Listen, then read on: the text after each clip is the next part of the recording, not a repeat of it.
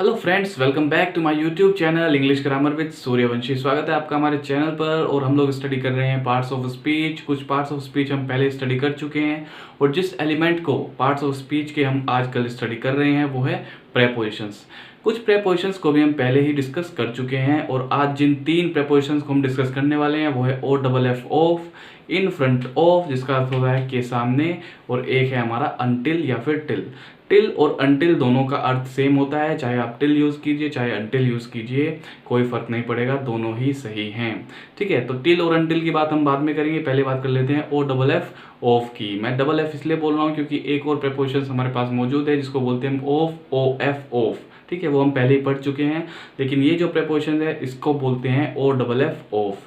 तो कहाँ कहाँ पर उपयोग कर सकते हैं ओ डबल एफ ऑफ का, तो वो देख लेते हैं। चलिए जल्दी से देखिए, ऑफ का use at a distance from के अर्थ में होता है फॉर सेपरेशन। इसका क्या अर्थ होता है? एट अ डिस्टेंस फ्रॉम, यानी कि हम दो चीज़ों की दूरी की बात करते हैं, यानी कि हम दो चीज़ों की दूरी की बात करते हैं। मान लीजिए हम कोई सेंटेंस ले रहे हैं, कोई वाक्य ले रहे हैं, उसमें दूरी की बात हो रही है दो चीज़ों की, जो भी दो चीज़ उसके अंदर है या तीन चीज़ उसके अंदर है, अगर दूरी की बात हो रही है, उनके बीच में सेपरेशन आ रहा है, यानी कि वो दूर हो रही है या फिर दूरी है, डिस्टेंस है, तो वहाँ पर हम ओ डबल एफ ऑफ का यूज़ करते हैं। कैसे करते हैं? देखिए एग्जाम्पल है, there was a village a little way off the sea coast, यानी कि समुद्री तट से कुछ दूरी पर, कितनी कुछ दूरी पर एक गांव था, एक गांव था। तो यहाँ पर दूरी की बात हुई किससे? समुद्री तट, सी कोस्ट से थोड़ी सी दूरी पर एक गांव था।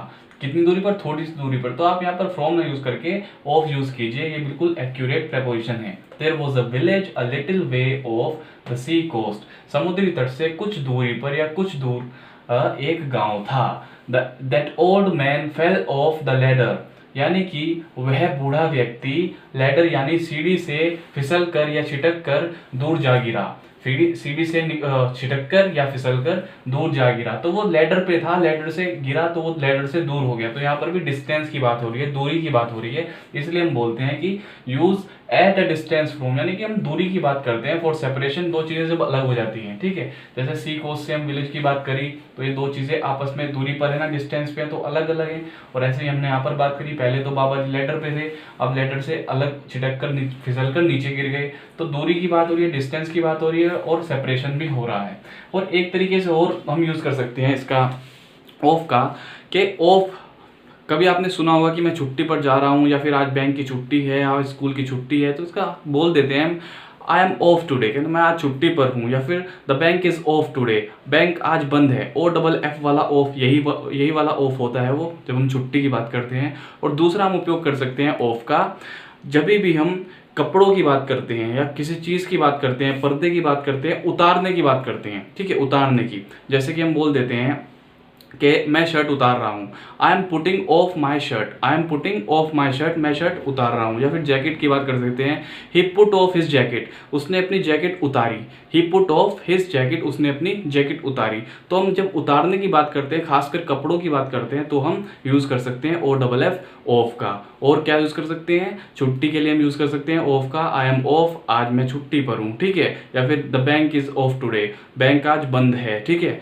या फिर the bank will be of tomorrow, कल बैंक बंद रहेगा। इस तरीके से हम ऑफ का यूज़ कर सकते हैं। और एट अ डिस्टेंस फ्रॉम, यानी कि दूरी की बात कर सकते हैं, तब भी हम ऑफ का यूज़ करते हैं। अब सेकेंड हम बात कर लेते हैं हमारे टिल और अनटिल का। टिल का मतलब होता है तक, अनटिल का मतलब होता है तक, ठीक है, तक, दोनों का मतलब तक होता है, टिल का भी और अनटिल का भी। तो आप अनटिल भी यूज कर सकते हो, टिल भी, दोनों कोई फर्क नहीं पड़ेगा, ठीक है।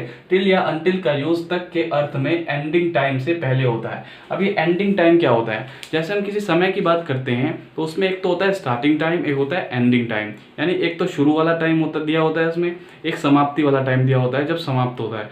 तो जो समाप्ति वाला टाइम होता है उससे पहले हम टिल का यूज करते हैं, और जो शुरू वाला टाइम होता है उससे पहले हम फ्रॉम प्रपोजिशन का इस्तेमाल करते हैं। कैसे करते हैं? देखिए एक एग्जांपल है यहाँ पर, ही works in the factory from 9 AM till 3 PM, और आप कह सकते हो अनटिल 3 PM, यानी कि वह फैक्ट्री में 9 बजे से, सुबह की बात कर रहे हैं 9 AM, और यहाँ पर शाम की बात हो रही है, सुबह 9 बजे से शाम 3 बजे तक कार्य करता है। ही works in the factory from 9 AM until 3 PM और टिल 3 PM, दोनों आप यूज कर सकते हो, दोनों बिल्कुल सही हैं। आप यहाँ पर इस तरीके से इसको यूज कर सकते हो। तो ये जो था 9 AM, ये तो था स्टार्टिंग टाइम जिस समय वो जाता है काम के लिए, और ये था एंडिंग टाइम जिस समय वहां से आता है। तो हमने एंडिंग टाइम से पहले टिल या अनटिल का यूज करना है, ठीक है। ही works in the factory from 9 AM till 3 PM। अच्छा, एक तरीके से और हम इसका यूज कर सकते हैं, हम अगर टाइम बता रहे हैं तो हम टिल या अनटिल की जगह पर टू का यूज कर सकते हैं, टू प्रीपोजिशन का। जैसे हम यहाँ पर कर सकते हैं, he works in the factory from 9 AM to 3 PM, ठीक है। टिल की जगह पर तक के लिए हम टू का यूज कर सकते हैं, टू 3 PM। दोनों तीनों सही होंगे, कोई फर्क नहीं पड़ेगा। My father will stay here until next Friday. My father will stay here until next Friday. मेरे पिताजी यहाँ पर अगले शुक्रवार तक रुकेंगे, अगले शुक्रवार तक।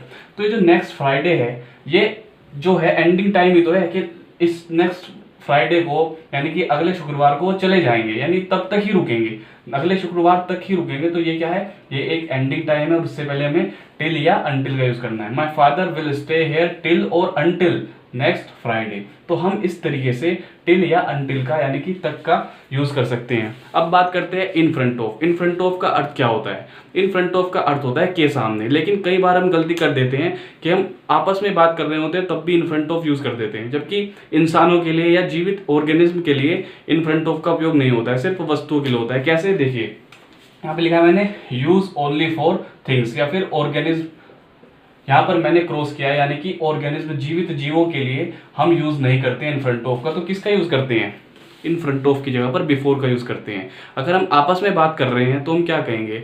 अब मेरे को बताना है कि वो मेरे सामने खड़ा था, he was standing before me. He was standing before me, वह मेरे सामने खड़ा था, या फिर मेरे सामने खड़ा है, he is standing before me. लेकिन अब अगर हमें इन फ्रंट ऑफ का यूज करना है तो वस्तुओं के लिए करेंगे, जैसे कि पेड़ पौधे हो गए, कोई भी वस्तुएं होगी, उनके लिए हम यूज करेंगे क्या? इन फ्रंट ऑफ का। जैसे कि there is a large tree in front of my house. There is a large tree in front of my house. मेरे घर के सामने एक बड़ा पेड़ है। या फिर there is a beautiful garden in front of my school. There is a beautiful garden in front of my school, यानी कि मेरे विद्यालय के सामने एक बेहद ही खूबसूरत गार्डन है, यानी कि पार्क है या गार्डन, ठीक है। तो हम क्या करते हैं, वस्तुओं के लिए इन फ्रंट ऑफ का यूज करते हैं, जबकि इंसानों के लिए आपस में अगर हम बात करते हैं, एनिमल्स की बात करते हैं, तो हम यूज करते हैं बिफोर का। She was standing before me, he will be standing before me, ठीक है। बिफोर का यूज करेंगे इन फ्रंट ऑफ की जगह पर। इन फ्रंट ऑफ का आपको सिर्फ वस्तुओं के लिए यानी थिंग्स के लिए यूज करना है, ठीक है। तो ये थे इन फ्रंट ऑफ और ऑफ और हमारा टिल और अनटिल। इनमें ज़्यादा कोई परेशानी आपको नहीं होनी चाहिए, बहुत ही आसान है। मैंने आपको समझा भी दिया क्या फ़र्क है, किस तरीके से होता है। तो अब मिलते हैं अपनी नेक्स्ट वीडियो में नेक्स्ट प्रीपोजिशन के साथ। Thank you.